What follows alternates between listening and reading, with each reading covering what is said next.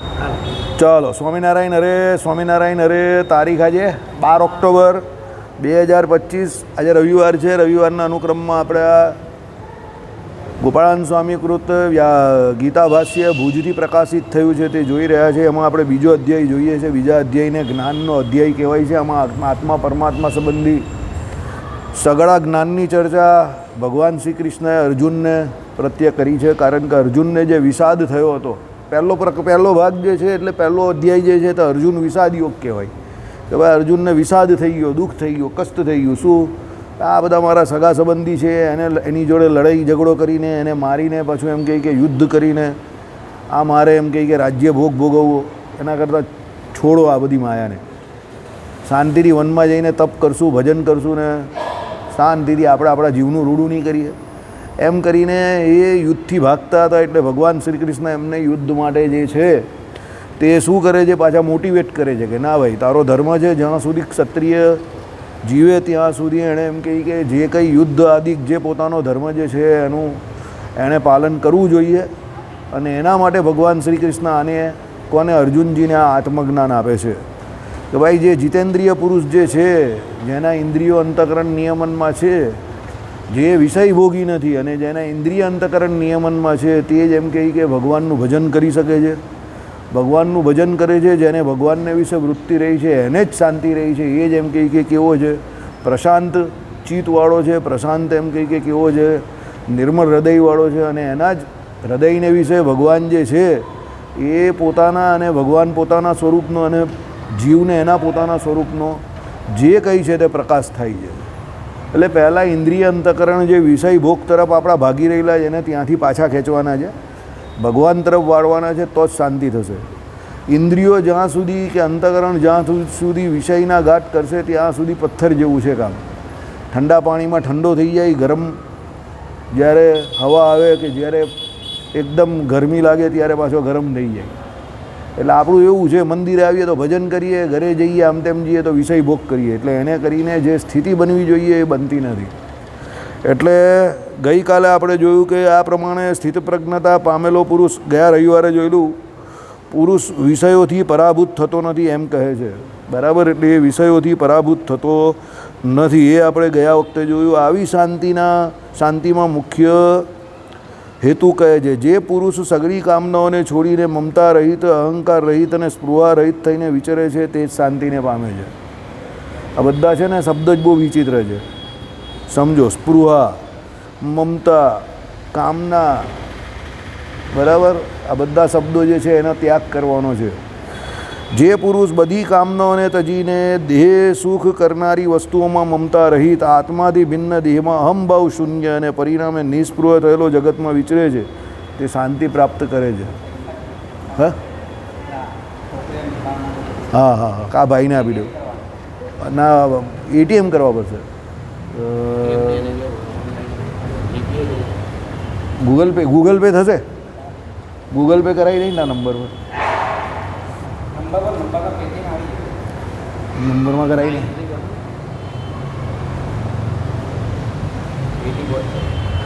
937 છે.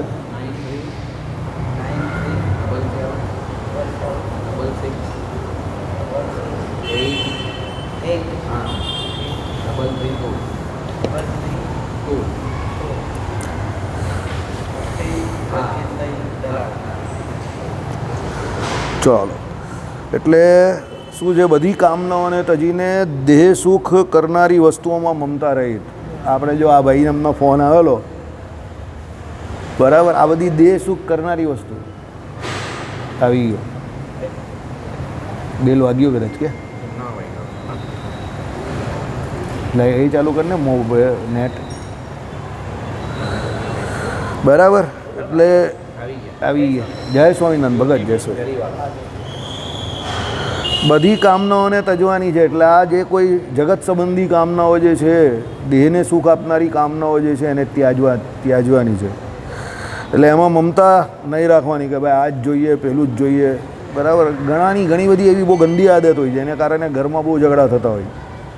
કઢી તો ગરમ જ જોઈએ, દાળ ભાત તો દાળ ગરમ જ જોઈએ, આ વારે આ દાળ જ જોઈએ, આ વારે આ કઢી જ જોઈએ, સાંજે એટલે ખીચડી કઢી જ જોઈએ, પછી પેલા આ ઋતુમાં આ રોટલો જ જોઈએ, પેલી ઋતુમાં પેલો રોટલો જ જોઈએ, આ રોટલી જ જોઈએ. આવા બધા બહુ નાટક હોય ઘણા લોકોને ખાવા પીવામાં, બધા ઘણી બધી બાબતમાં. કપડાં તો આ જ જોઈએ, પેલું જ જોઈએ. આવી બધી મમતા ધીરે ધીરે જેમ 50ની ઉંમર થાય ને બધી છોડવા માંડવાની. બીજી એક વાત, જેમ દેહમાં છોડો છો એમ દેહના સંબંધીઓમાં પણ છોડો. આપણે એવી ઈચ્છા રાખીએ કે ભાઈ મારો છોકરો આમ જ કરવો જોઈએ, વહુ આમ જ કરવી જોઈએ. હવે ભાઈ એને એના જમાનો છે, એ લોકોની જુવાની છે, આડે પાટે નહીં જવા જોઈએ. બાકી એ લોકોને થોડું ફ્રીડમ આપવું પડે. ભાઈ તમે એમ કહો કે ના એ આમ કરવો જોઈએ, હું જેમ કરતો હતો તેમ જ. હવે એ તમે જેમ કરતા હતા એ 30 વર્ષ જૂની વાત છે. એ અત્યારે એવી રીતે કરવાનો છે? હા ભાઈ, જો પેટીએમનું જ બોલીએ ને, હવે એને જબરજસ્તી આપણે કહીએ કે ભાઈ ના નથી આમ તેમ, તો ચાલ્યો જાય તો પેલી છોકરીઓના પેટમાંથી જાય ને. દૂધ એ લોકોને આપવાનું છે ને પેલી છોકરીઓને, સમજો. હમણાં જ એ લોકોને ચેક આપ્યો આપણે, બરાબર. તો હવે આવા લોકો જે મદદ કરે છે એનાથી જ આપણું કામ ચાલે છે ને મંદિરનું, સમજો. હવે એ સભામાં આવ્યો ગમે તે 2 મિનિટ આમ તેમ, પણ આપણે કોઈના પેટમાં જતું હોય તો જવા દે ને ભાઈ. આપણે શું વાંધો છે? બીજા તો દિવાળી કરે જ ને, આપણે ભલે દિવાળી નહીં કરતા પણ બીજાની દિવાળી તો થાય જ ને. એટલે ઇન્ટેન્શન થોડો ક્લિયર રાખો, સાદું ભાવ રાખવો. ભાઈ પોતે બહુ કામનાઓ કે બહુ ઈચ્છાઓ ન રાખવી કે આવું જ જોઈએ, તેવું જ જોઈએ, હશે ચાલશે, ફાવશે ભાવશે. પ્રારબ્ધમાં જે લખેલું છે ને એ તમને મળવાનું જ છે, નક્કી વાત છે. જે પ્રારબ્ધમાં લખેલું છે કોઈ છીનવીને જવાનું નથી. અને જે નથી લખેલું ને તમે ગમે એટલું મથી જાઓ, તમને નથી મળવાનું, સમજો. એટલે મમતાએ રહિત, આત્માથી ભિન્ન, દેહમાં અહમભાવ શૂન્ય. આપણે સામાન્ય રીતે શું છે, શરીર અને શરીરની વસ્તુઓમાં જ બહુ અહમ છે. હું એટલે આમ કરી નાખું, હું એટલે આમ કરી નાખું, મને પેલું આવડે, મારા સિવાય કોઈનાથી ન થાય, એ તો હું હતો એટલે જ થયું. અરે ભાઈ, તારા પહેલાં કેટલા આવી ગયા, તારા પછી પણ કેટલા આવવાના બાકી છે. તું વચ્ચે પણ નથી, આજુમાં પણ નથી ને બાજુમાં પણ નથી. તો ભાઈ એટલી બધી બહુ ફાંકા ખાવાની જરૂર નથી કે હું આમ કરી નાખું ને તેમ કરી નાખું ને ફલાણું ને ઢીમકું ને. સહેજે સહેજે જે થાય તે કરો ને. 5-25 વર્ષ બચેલા છે હવે આપણા, એમાં સહેજે સહેજે જેટલું થાય એટલું કરો શાંતિથી. જો તમને શાંતિ જોઈતી હોય ને થોડું છોડતા શીખો, બધું પકડી નહીં રાખો. બહુ પકડી રાખશો તો બહુ દુઃખી થશો. ભગવાન કે એ પ્રમાણે જાતે નહીં છોડશે ને તો પછી ભગવાન છોડાવશે, અને ભગવાન છોડાવશે તો બહુ કષ્ટ થશે પછી. હા, ભગવાન કહીને મેરા તરીકા અલગ હે છોડવાને કા, બરાબર. આપણે શાંતિથી છોડી દઈએ તો ભગવાન કંઈ નહીં કરશે, પણ પછી ભગવાન છોડાવશે ને તો બહુ કષ્ટ થશે. પછી 80 વર્ષે લોકોના બૈરા મરી જાય છે તો પછી કેવા રડે છે. વરસ 4-6 મહિના સુધી ગાંડા જેવા ફરે છે, પછી 2 વર્ષ સુધી પણ ગાંડા જેવા ફરે છે. હવે એના કરતાં થોડો મોહ છોડતો ગયો હોય એ બૈરી છોકરાનો 50-60 વર્ષથી, તો પછી 80 વર્ષે કોઈ ધામમાં જાય તો પેલાને એટલું કષ્ટ નહીં પહોંચે. ચાલ ભાઈ, હવે જે ગયું તે ગયું, એ તો જવા. હા, એનો કષ્ટ, એનું દુઃખ બહુ ઘટી જાય. તમે દોરી આવે સ્ટ્રેચેબલ હોય ને, સ્ટ્રેચેબલ દોરી, એને ખેંચ્યા કરો, ખેંચ્યા કરો, ખેંચ્યા કરો, એની સ્ટ્રેચેબિલિટી એટલી ખેંચાય, પછી છેલ્લે શું થાય, તૂટી જાય. હવે એ તૂટવાનું છે નક્કી છે, તમે ખેંચો છો એટલે તમારા જેટલા સંબંધો આ લોકમાં છે ને એ કાં તમારે છોડવાના છે કાં તૂટવાના છે. કારણ કે જે આ લોકના સંબંધ છે તે તો પરમેનન્ટ રહેવાના નથી. 50 વર્ષ પહેલાં આપણે હતા નહીં ત્યારે તો એ સંબંધ આપણા કોઈની જોડે હતા નહીં, કારણ કે આપણે અહીંયા હતા જ નહીં. 50 વર્ષ હવે રહેવાના નથી આપણે અહીંયા કે એ સંબંધ આપણી જોડે રહેવાના, તો પછી ભાઈ એટલો બધો મોહ કેમ રાખે છે એમાં, સમજો. અને દુઃખનું સૌથી મોટું કારણ આપણી પોતાની જાત ઉપર કે આપણે આપણા પ્રત્યે કે આપણા જીવન પ્રત્યે બહુ મોટી એક્સપેક્ટેશન્સ, આશાઓ મોટી મોટી. આમ થવું જ જોઈએ, પેલું થવું જ જોઈએ, આમ થવું જોઈએ. અને આપણા જે સગા સંબંધી એના પ્રત્યે મોટી મોટી આપણે આશાઓ, બધા ટાર્ગેટ માંડેલા છે આપણે, સમજો. કે મારો છોકરો આટલા વર્ષે મોટો થઈ જશે તો એ આમ કરશે, છોકરી આટલા વર્ષે મોટી થઈ જશે તો આમ થશે. ભાઈ થોડા હળવા થાવ. એ તો જ્યારે જેનું જે થવાનું હોય તે ફિક્સ છે, લખીને આવેલો છે. જેમ તમે તમારું લખાઈને આવેલા જ તેમ એ પણ એનું લખાઈને જ આવેલો છે કે લખાઈને જ આવેલી છે, સમજો. એટલે થોડા હળવા થાવ. પ્રયત્ન કરવાની ના નહીં પાડતા. ગ્રહસ્થાશ્રમીએ હંમેશા પ્રયત્નશીલ રહેવું જોઈએ, બધાએ જ રહેવું જોઈએ. કોઈ ના નહીં પાડતું પ્રયત્ન કરવાની. પછી હાય ના કરો. હાય કરવાથી કંઈ થતું નથી, સમજો. હાય કરવાથી બધું થઈ ગયું હોય તો તમે અત્યારે કાના નીકળી ગયા હતા બધા, કોઈ અહીંયા બેઠેલો જ નહીં હતા. કારણ કે બધાને કાકા જવું છે ને કાકા પહોંચવું છે. બરાબર. લાલ કલરના બૂટ પહેરના અશોકભાઈ તો અત્યારે કાં પહોંચી ગયા છે. બૂટ લાલ કલરના જ પહેરતે એ પણ તમને કહું. હા બરાબર. હવે એ આપણો વિચારવાથી થોડું કંઈ થાય છે. બરાબર. હા નલ્લા ખાના બહુ અચ્છા બનાતા હૈ. ખાના તો નલ્લા ही બનાએગા. સમજી ગયો એવું છે. હા ચાલો. એટલે અનુમાન આત્માથી ભિન્ન દેહમાં અહમભાવ શૂન્ય થાય. આ દેહ છે એને વિશે બધી જેટલી આપણી આ અહમતા છે કે દેહના સંબંધીઓને વિશે મમત્વ છે એ જ બધા કષ્ટ આપે છે. પેલો કહીને ગેરોને કહા હમે મારા. બરાબર. અમે તો અપનોને લૂંટા હે. अपना તમારા પોતાના જે અપના હોય ને તે જ अपने तो अपने नहीं होते. अपने हमेशा सपने हो जाते हैं. તમારા પોતાના હોય એ જ તમને કષ્ટ આપી શકે. યાદ રાખજો. જેને વિશે તમને પોતાપણું છે જ નહીં કે માનેલું નથી એ તમને કઈ રીતે દુઃખ આપવાનો. તમે એને ઉપર કંઈ આશા જ નહીં રાખતા તો એ તમને શું દુઃખ આપી શકવાનો. પણ તમે જેને વિશે પોતાપણું માનેલું છે એ જ તમને કષ્ટ આપશે. યાદ રાખજો. એ જ દુઃખ આપશે. એટલે દુઃખનું કારણ આ અહમતા અને મમતા જ છે. શરીરને વિશે અહમતા, શરીરના સંબંધીઓને વિશે મમતા. એટલે આ બધા 3-4 બેનો છે. આ બધી કામના બેન, મમતા બેન, સ્પૃહા બેન, આ બધી બેનો છે.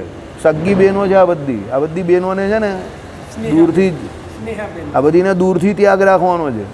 સમજો. બહુ ઈચ્છા નહીં રાખવાની. બહુ મોટી મોટી આમ થઈ જાય તેમ થઈ જાય. આ જે થશે તે સમય પર થશે તો કરશું. આપણે કાં ના પાડીએ જ કે નહીં કરવું. સમય પર થશે તો કરશું. નહીં થાય તો કાંઈ નહીં. એના કઈ ચિંતા છે. સમજો. બરાબર. હવે સમજો રાંદેર મંદિરમાં વાસુદેવ ભગત તો કાયમ પેલો હનુમાનજીનો યાગ કરે જ છે. તો એ તો કરશે જ ને. આ વર્ષે બી કરશે. દર વર્ષે કરે છે. તો આપણે નહીં કરીએ તો એ નહીં કરવાના. એ તો કરવાના જ છે ને. તો આપણે નહીં કરીએ તો હું ખાટું મોડું થઈ જાય છે. ભાઈ થાય તો કરવાનો, નહીં થાય તો કંઈ નહીં. એમાં એટલો બધો જીવ બાળવાનો કે એવું કંઈ નહીં. જે કેચેબલ હોય તો કરવાનો. એવું લાગે કે આ વર્ષે થાય એવું નથી તો નહીં કરવાનો. એમાં કંઈ બહુ દુઃખ નહીં કરવાનું કે કેમ નહીં થયો, આમ થયું. અરે ભાઈ નહીં થયો તો થયો ત્યારે થઈ ગયો.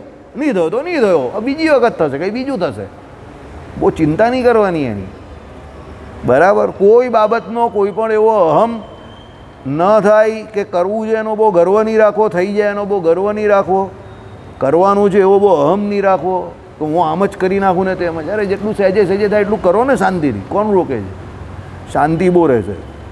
પોતાપણાનો કોઈ ભાવ નહીં રાખવાનો કે હું કરું તો જ થાય ને પેલો કરો તો જ થાય. કાંઈ નહીં. શાંતિથી ધીરે ધીરે જે થાય તે કરવાનું. જવા દે. ચલો. પરિણામે નિસ્પૃહ થયેલો જગતમાં વિચરે છે અને શાંતિ પ્રાપ્ત કરે છે. નિસ્પૃહ થઈને વિચારવાનું શાંતિથી. આમ પેલા લોકો ફરે ને એ પ્રમાણે. જો ઘણા ગાંડા માણસ તમને બહુ સુખી દેખાય. તમને ગાંડો બહુ સુખી દેખાય. જોજે. બરાબર. અમારા નિલેશભાઈ કે ને અત્યારે દુનિયામાં 2 જ માણસ સુખી છે. કયા? એક ગાંડો ને બીજો સાધુ. કારણ કે એને કોઈની ચિંતા જ નથી. બરાબર. લોકો પગે લાગીને હાથ પકડીને એને ખવડાવવા આવે છે. સમજો. પગે બી લાગી જાય, હાથ પકડીને એને ખવડાવે. 1.5 લાખની ગાડી એને મળી જાય. સમજો. તમારે 1.5 લાખની ગાડી લેવી હોય તો તમે ટેન્શનમાં. બરાબર. એટલે કહેવાનો મતલબ શું છે? એ લોકો 2 લોકો જ સુખી જાય દુનિયામાં. બાકી કોઈ સુખી નથી અત્યારે. બરાબર. ચાલો. એટલે નિસ્પૃહ થઈને વિચરે તો એ વિચરાય એવી રીતે કામનાઓનો ત્યાગ કરી દેવાનો છે. મળે તો ઠીક, નહીં મળે તો હરી ઈચ્છા. જળ ભરત કેવી રીતે જીવતા હતા? જળ ભરત પાછા કંઈ એવા ખેંચાયેલા તણાયેલા નહીં હતા આના જેવા કે આ ભાઈ જેવા. જળ ભરત એકદમ રૂસ્તપુસ્ત હતા અને જે મળે એમાં જ ગુજારો કરતા હતા અને એમાં જ એમનો નિર્વાહ ચાલતો હતો. એવું કંઈ એમની સ્પેશિયલ કંઈ જ્યારે જળ ભરત બનીને જીવેલા ત્યારે એને કોઈ એવી સ્પેશિયલ એમની કોઈ વિશ કે એવી ઈચ્છા નહીં હતી કે શરીરને રૂસ્તપુસ્ત કરવા માટે આ જ જોઈએ કે પેલું જોઈએ. ભગવાનનું ભજન કર્યા કરતા હતા. વનમાં વિચર્યા કરતા હતા. એને તો એ બી નહીં ખબર, એ પણ નહીં ખબર હોય કે એનો કેટલો કયા વિસ્તારમાં એ ફરી રહેલા જ કે શું કરે. બસ ભજનમાં મસ્ત હતા. ઘરેથી કાઢી મૂકેલા તો ફર્યા કરતા હતા. હરી ઈચ્છાથી જે કંઈ પ્રાપ્ત થાય એ ગ્રહણ કરતા હતા. શરીરને જય સ્વામિનારાયણ એના જે કોઈ ધર્મ એ પણ પૂરેપૂરા નિભાવતા હશે કે નહીં એ કંઈ ખબર નહીં. કારણ કે એટલે તો એને જળ ભરત કહ્યા. મોડામાંથી તો લાડ પડી જતી હતી ઘણી વખત. સમજો. આ પથ્થર પર તો સૂઈ જતા હતા. એ દત્ત ભગવાન પણ એવા હતા. દત્તાત્રેય ભગવાન. આવું હે દત્તાત્રેય ભગવાનનું. હા. નાળા થઈને સૂતે.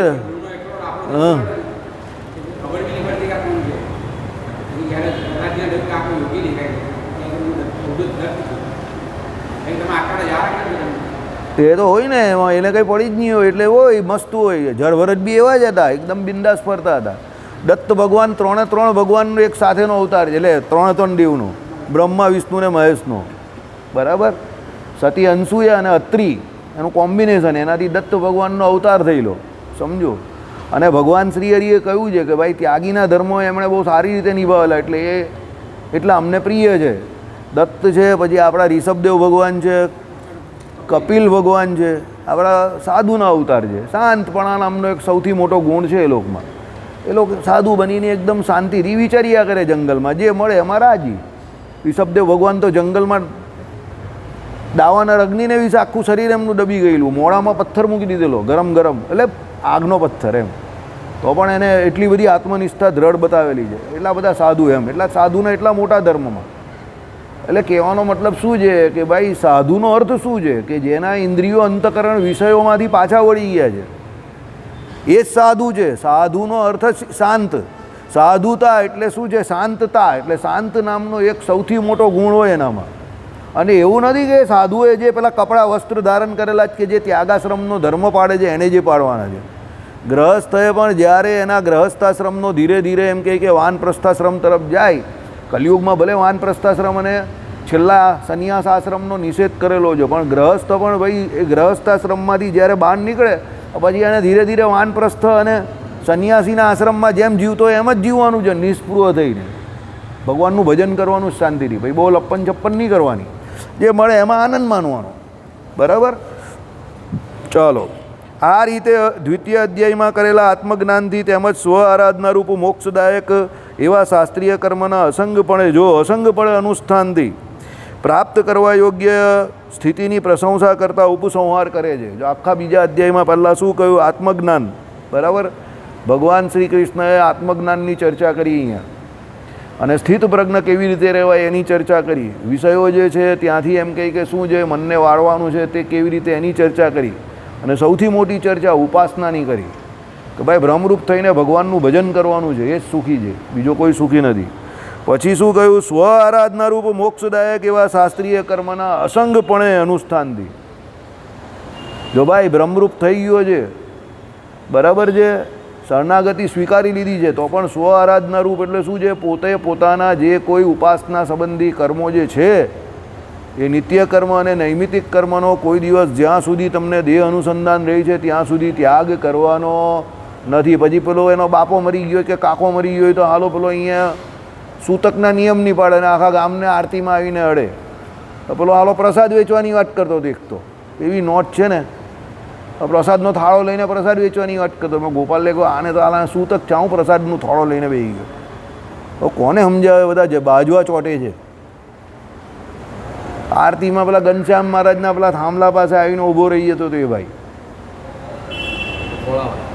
જે હોય તે સૂતક હોય તો પછી એના નિયમ તો પાળવા પડે ને તમારે, સમજો, બરાબર. પિતૃ શ્રાદ્ધ છે, હવે 96 પ્રકારના શ્રાદ્ધ કયા છે, એમાંથી એકાદ બે શ્રાદ્ધ પાડવા કરો છો તમે, એ તો કરો. બીજા તો કોઈ ભાદરવા મહિનામાં તમે એકાદ બે એક તિથિ શ્રાદ્ધ કરતા હોય તે કે ભાઈ પેલા અમાસને દિવસે સર્વ પિતૃ શ્રાદ્ધ, તો ભાઈ એક તો કંઈક તો કરો. વર્ષમાં કેટલા 96 પ્રકારના શ્રાદ્ધ આવે ટોટલ, બરાબર. નાંદી શ્રાદ્ધ ને આ શ્રાદ્ધ ને ઉત્સવનું શ્રાદ્ધ ને પારવર પર્વ શ્રાદ્ધ, એટલે કેટલા બધા શ્રાદ્ધ છે 96 પ્રકારના, સત્સંગી જીવનમાં જ બતાવેલા છે, બરાબર. તમે એક શ્રાદ્ધ કરો છો એ પણ નહીં કરતા શ્રદ્ધા વગર, એમાં પાછો પેલો કહે કે આમ નહીં કરાય ને પેલો કહે કે પિંડ નહીં ચડાવાય ને આ નહીં કરાય. અરે ભાઈ જે કરવું હોય તો તીર્થમાં કરવાનું કહ્યું છે, નદી કિનારે કર, તીર્થમાં જાય તો તીર્થમાં કર. અરે તમે તીર્થમાં કોઈ ગમે ત્યારે જાઓ ત્યારે પણ શ્રાદ્ધ કરવાનું કહ્યું છે, પિતૃ શ્રાદ્ધ, જ્યાં તીર્થ હોય ત્યાં. એવું નહીં કે કોઈ તિથિમાં જ, સમજો. તર્પણ કરવાનું જ છે શ્રાદ્ધ, કોઈ પણ તીર્થમાં ગમે ત્યારે. એવું નહીં કે પેલી શ્રાદ્ધની તિથિઓમાં જ. પણ પેલાને નામ કંઈ પિતૃ શ્રાદ્ધ ને એનું નામ સાંભળે ને એટલે પેલાને કંઈ હું તાવ ચડે ને બહેનોને ખાસ એટલી બધો વહેમ છે ને એનો કે ભાઈ એવું નહીં કરાય, એમ મરેલાની વિધિ ને એટલે એને બહુ એ લોકોને કંઈ એમાં કંઈ પેટમાં હૂડ ચડે કે પેલો કંઈ અંદર ઘૂસી આવવાનો જ. કોઈ તમારી પાસે આવવા તૈયાર નથી, તમે જીવતા લોકો તમારી પાસે આવવા તૈયાર નથી, મરેલાની કા વાત કરે. તો લોકોને પેલો કહી કે મને કહે કે ઘરે કરીએ ને તો ઘરે બધા પિતૃ આવી જાય ને તેમ કહે કે આપણે દુઃખી થઈ જાય ને. અરે હું પિતૃ આશીર્વાદ આપવા તો તું સુખી થાય કે દુઃખી થાય? આલા ગાંડા જેવી વાત કરે લોકો બધા, બસ દારૂ પીને બેઠા હોય ને એવી વાત કરે છે, સમજો.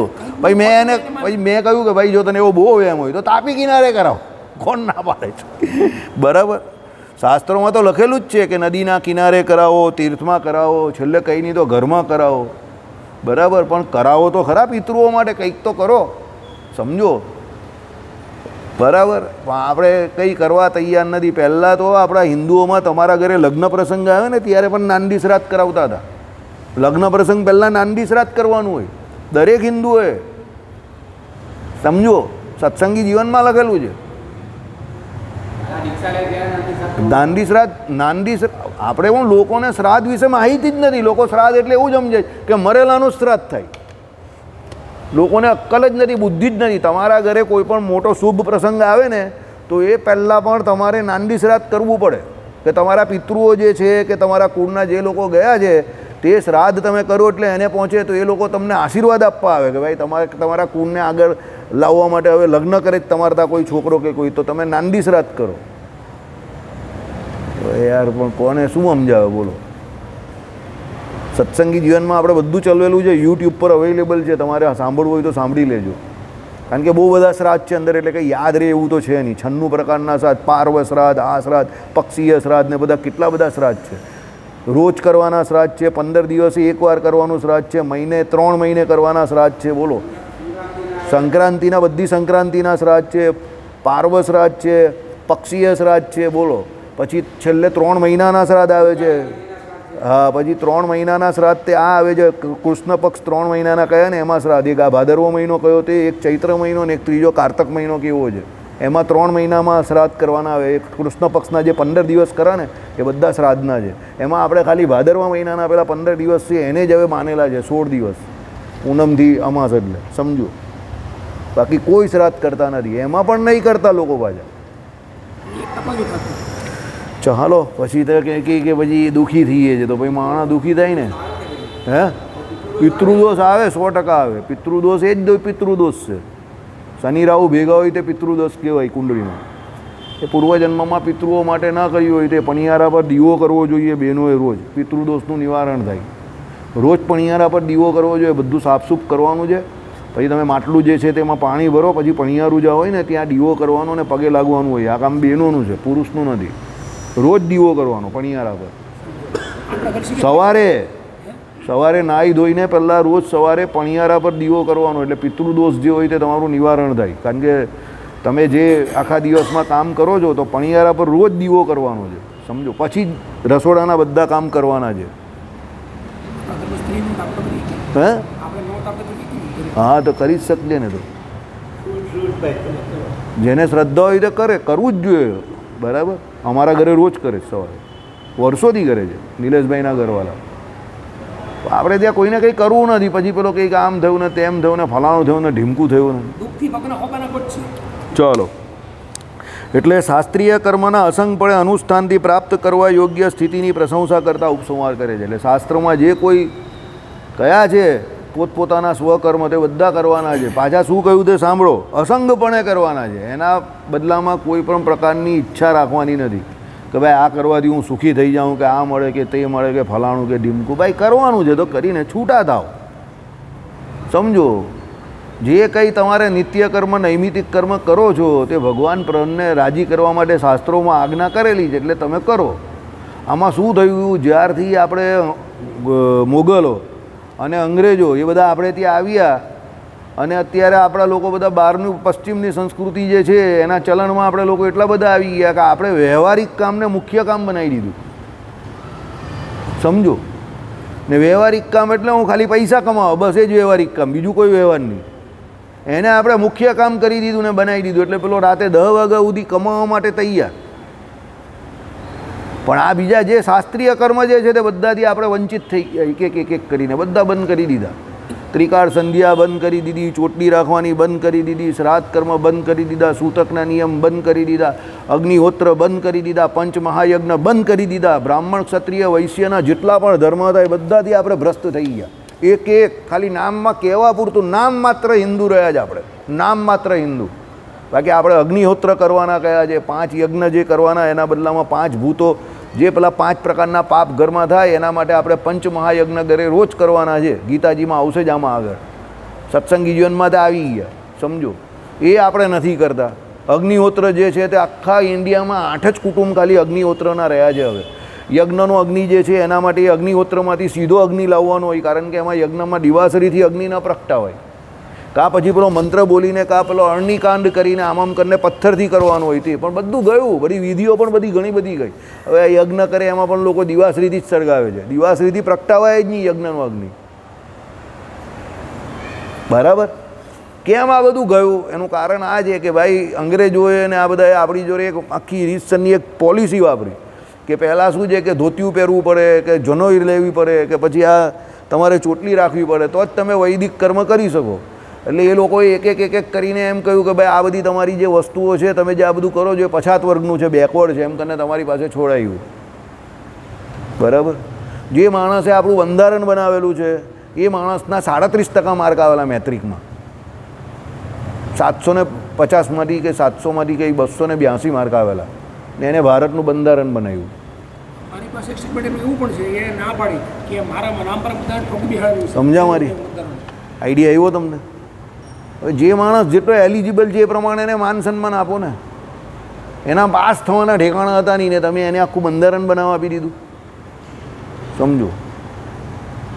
બરાબર? હવે ભાઈ કોઈ કહે કે એને તકલીફ બહુ પડેલી આમ છે. ભાઈ તકલીફ પડી હશે તેમાં આપણે ના નથી, પણ તકલીફ પડે એનો મતલબ એવો થોડો છે કે એને જે કાર્ય નથી કરવા આપવાનું તે આપી દેવું તમે. બરાબર? એટલે આવા બધા ઉલટા સીધા કામ કરેલા છે આપણે લોકોએ. એટલે આપણો ભારત દેશ જે છે એટલે આગળ નથી આવતો. ધોતિયા તો પહેરવા જ જોઈએ. ધોતી પહેરવામાં હું શું શરમ રાખવાની? સાઉથના બધા મંદિરમાં જાઓ, તમારે સ્નાન કરીને ધોતી પહેરીને સ્નાન કરો પછી જ તમને દેવ દર્શન કરવા માટે પ્રવેશ મળે. પૂજા વિધિ જે છે તેમાં પણ તમે ધોતિયા પહેરવા જ પડે. તમારે ખેસ તો ધારણ કરવું પડે, આસન તો હોવું જ જોઈએ તમારે. અરે આપણા સત્સંગીઓ કેટલા અત્યારે પણ તુવાલ પહેરીને પૂજા કરે છે. આ તો બહાર જઈએ, વડતાલ જઈએ ત્યારે ખબર પડે. સવારે કોઈના રૂમમાં આપણે ડોક્યું કરવા જઈએ તો પેલો ટુવાલ પહેરીને પૂજા કરતો હોય. કેવા હિન્દુ છે આપણે! શરમ લાગે છે. આપણે તિલક ચાંદલો કરતા છોકરાઓને શરમ લાગે છે, ચોટલી રાખતા શરમ લાગે છે. એમાં શરમ હું રાખવાની?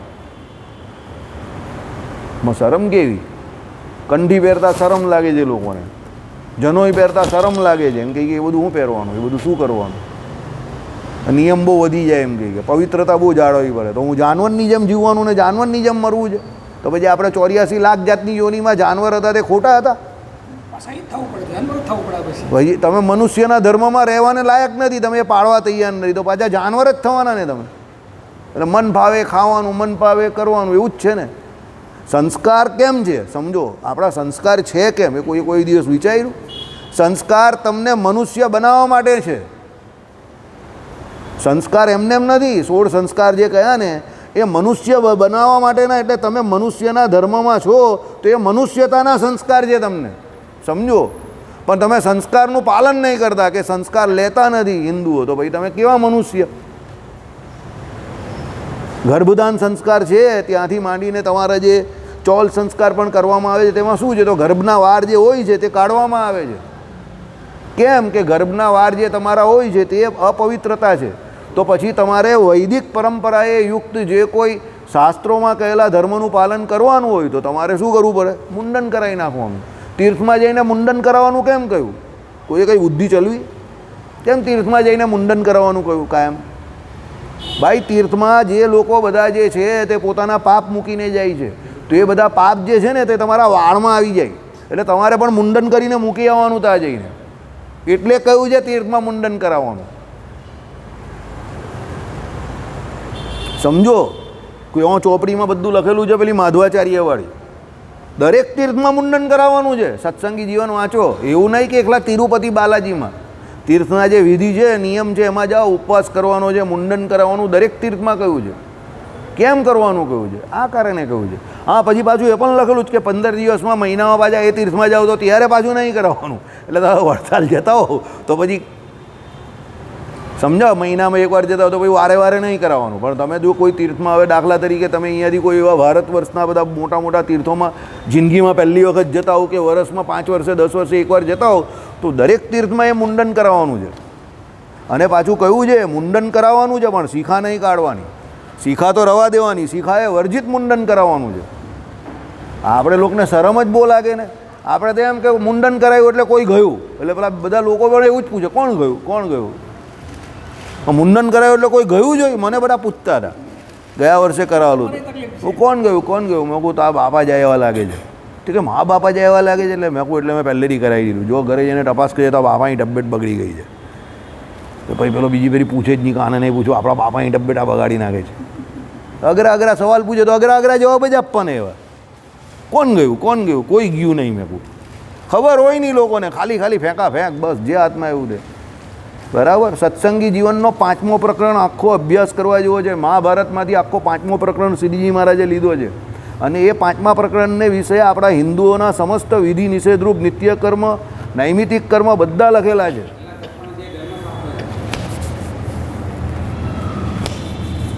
આખો 5મો પ્રકરણ સાંભળવા જેવો છે.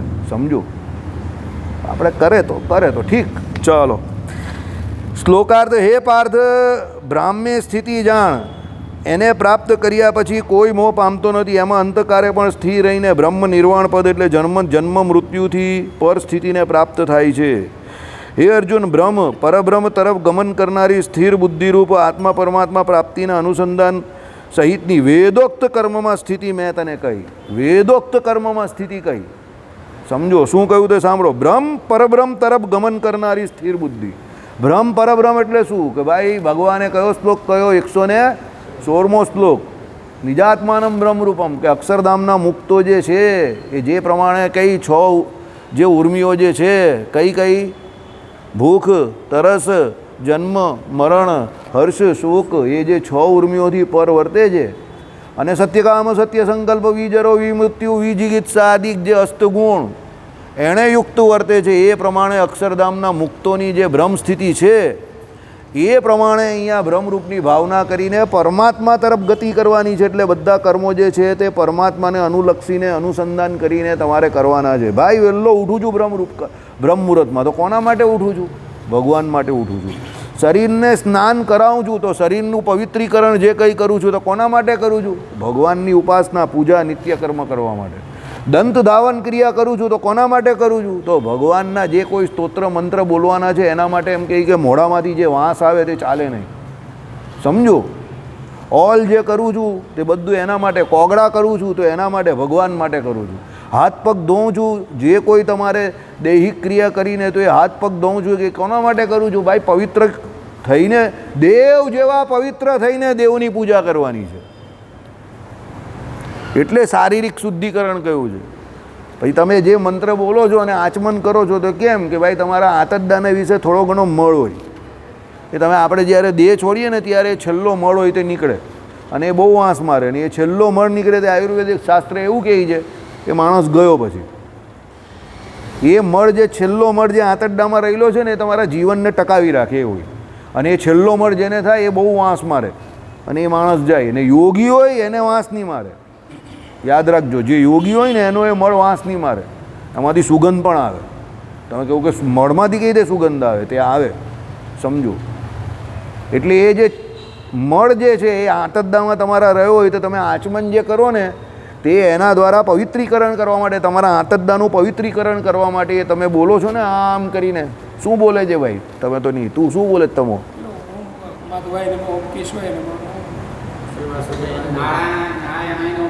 પહેલું ઓમ નારાયણાય નમઃ. એ જ તમે જનોઈમાં પહેલું બોલો તે ઓમ કેશવાય નમઃ, ઓમ નારાયણાય નમઃ, ઓમ માધવાય નમઃ, ઓમ ઋષિકેશાય નમઃ એમ કરીને હસ્ત પ્રક્ષાલનાય એમ કરીને હસ્ત પ્રક્ષાલન કરો છો. પછી એ તો સંધ્યા કરતી વખતે. પછી આપણે ભગવાને જે પૂજા કરવાની કહી એ પછી જ્યારે ત્યારે આચમન કરો ત્યારે ઓમ નારાયણાય નમઃ, ઓમ વાસુદેવાય નમઃ, ઓમ વિષ્ણવે નમઃ એમ કરીને જે તમે આચમન વિધિ કરો છો તે કેમ કરો છો? ભાઈ તમારા આંતરડા જે છે, શરીર જે છે, આ જે અહીંયાથી માંડીને તમારી અહીંયા જે ડાયજેસ્ટિવ સિસ્ટમ જે છે તે નીચે સુધી પહોંચે છે ને તેના શુદ્ધિકરણ માટે કરો છો. સમજો. વાસુદેવાય નમઃ એમ કરીને તમે અહીંયા તિલક કરો છો, અહીંયા તિલક કરો છો. શંકરષણ, અનિરુદ્ધાય, પ્રદ્યુમ્નાય નમઃ એ કેમ કરો છો? ભાઈ 3 ભગવાનના કેવા સ્વરૂપ છે? આયરા સગુણ છે ને આ 3 આ ભગવાન વાસુદેવ કેવા છે? નિર્ગુણ સ્વરૂપ છે. અહીંયા શું રહેલું છે? આપણું આ બ્રહ્મરંધ્ર રહેલું છે. આ જગ્યા જે છે કેવી છે? અતિશય પવિત્ર જગ્યા છે. તો એની અંદર ભગવાન વાસુદેવનું સ્થાપન કરવાનું છે. અહીંયા આપણે મગજ ભગવાન અહીંયા વસે. અહીંયા જો ભગવાન રહેતા હોય તો તમારું મગજ જે છે, અહંકાર જે છે તે તમારો કેવો રહે? નિયંત્રણમાં રહે. મગજ તમારું શાંત રહે. એટલે વાસુદેવ ભગવાનને અહીંયા મેઇન બોલાવેલા છે. શંકરસન ભગવાન કેનું કામ કરે છે? અહીંયા મજબૂતાઈનું કામ છે. છાતી તમારી રક્ષક એ અનિરુદ્ધ અને પ્રદ્યુમ્ન, બરાબર. એ પ્રમાણે તમારે તિલક ચાંદલો કરવાનો છે. આપણા સંપ્રદાયમાં 4 કરવાના કયા છે. દરેક સંપ્રદાયમાં અલગ અલગ છે. રામાનુજ સંપ્રદાયમાં 12 તિલક કરવાના છે. આપણાથી બહુ મોટા છે. અલગ અલગ સંપ્રદાયમાં છે. પણ એ તિલક ચાંદલાનું બહુ મહાત્મય છે. અને એને પાછા કહ્યું કોને? તો પ્રસાદીના કરવાનું, કે ભાઈ ભગવાનનું પ્રસાદીનું જે ચંદન હોય તે, નહીં તો પેલી ગોપી ચંદન જે માતી હોય છે તે ડાયરેક્ટ પ્રસાદીની છે, બરાબર. તો એનાથી એને કરવાનું કહ્યું છે. તેમાં શરમ કેવી? કરો, બધાને કરવાની છૂટ આપેલી છે. એ બધા વૈદિક કર્મો છે. આ બધા જે કયા તે વૈદિક કર્મો છે, સમજો, બરાબર. એટલે ક્યાં વેદોના મંત્ર, ક્યાં જે સત્સુદ્ર છે એને એમ કહે કે પુરાણોના મંત્ર બોલીને, પણ એ બોલીને બધી પોતપોતાના હિસાબે એણે નિત્ય કર્મ અને નૈમિતિક કર્મ દરેકે કરવાના છે, સમજો. ચાલો, એટલે વેદોક્ત કર્મમાં સ્થિતિ મેં કહી, બરાબર. આત્મા પરમાત્મા સંબંધી જ્ઞાન એને જ થાય છે જે વેદોક્ત કર્મ, નિત્ય કર્મ અને નૈમિતિક કર્મ કરે છે. બાકી ખાલી મન ફાવે એ રીતે વર્તતો હોય અને કોઈ પણ પ્રકારના કર્મને વિશે જો એને રુચિ ન હોય ને પેલો કંઈ કે હું તો પેલો બેઠા ઘણા લોકો ખાલી એમ બેઠા બધું ધ્યાન નહીં કર્યા કરતા, એ તો બહુ ધ્યાન કરે, બહુ કંઈ ધ્યાન નહીં, કંઈ હોય નહીં, એ તો ઊંઘ્યા કરતા હોય બેઠા, સમજો. યાદ રાખજો, જે વ્યક્તિ પોતે નિયમબદ્ધ રીતે જીવન જીવતો હોય અને નિયમમાં રહીને કામ કરતો હોય ને એનું જ કામ થાય. ભજન, નિયમ, આ તે બધું હોવું જોઈએ વ્યવસ્થિત, તો જ થાય, બાકી કંઈ થાય નહીં. કોઈ પણ મનુષ્ય મેં કહેલી સ્થિતિને પ્રાપ્ત કરીને સંસારમાં મોહ પામતો નથી. એટલે આ પ્રમાણે આત્મા પરમાત્માનેમાં સ્થિતિ એને થાય અને એ પ્રમાણે જો એ ક્રિયા કરતો હોય તો પછી એને સંસારમાં મોહ ન થાય ને. તમે જો આપણા ઋષિમુનિઓએ ને આપણા શાસ્ત્રકર્તાઓએ જે આપણી જન્મ થાય ત્યાંથી પેલો જીવ આ શરીર છોડે ત્યાં સુધીની બધી જે કોઈ વિધિઓ અને એનો આખો દિવસ જે નીકળે તેમાં સૌથી વધારે તમે જોજો કે કર્મકાંડ વિધિઓ મૂકેલી છે બધી, નિત્ય કર્મ અને નૈમિતિક કર્મ. એને કરીને શું થતું હતું કે એ એમાં ને એમાં રચ્યો પચ્યો રહ્યો, એટલે એને જગતમાં આસક્તિ નહીં રહી, સમજો. એટલે વિષય ભોગી એ થાય જ નહીં વધારે, કારણ કે એને શું છે, ફરીને આ જ કરવાનું હોય. અત્યારે શું થઈ ગયું, આ બધા કર્મકાંડ ને આ જે વેદોક્ત પદ્ધતિ એનાથી આપણે બધા દૂર થઈ ગયા. હવે બચ્યું શું? તો વિષય ભોગ. એટલે આ નહીં કરે તો પેલું કરવાનું. એટલે પેલો જાણી જોઈને વિષય ભોગી થઈ ગયો. અને હવે વિષય ભોગી એટલા થઈ ગયા જ લોકો કે એ લોકોને આ કરવાનું ગમતું નથી. હવે આ બાજુ વળી નહીં શકતા, એને બેકવર્ડ લાગે છે. લોકો હસે છે, સમજો, બરાબર. પણ એ હસે છે તે મૂર્ખ માણસ છે જે હસે છે. આ બધામાં વિજ્ઞાન રહેલું છે, યાદ રાખજો. પૈસાદાર માણસ, એક ભાઈ હમણાં એક બહુ મોટા સુપરસ્ટાર છે, તે શું બોલ્યા, मुझे एम के बचपन में ऐसा सिखाया गया था कि तू बहुत सक्सेसफुल हो जाएगा तो बहुत सुखी हो जाएगा. अभी मैं सक्सेसफुल हूँ, मैं ढूंढ रहा हूँ मेरे आसपास सुख कहाँ है. कहाँ सुख कहाँ है? मुझे कहीं पर सुख नज़र नहीं आ रहा है.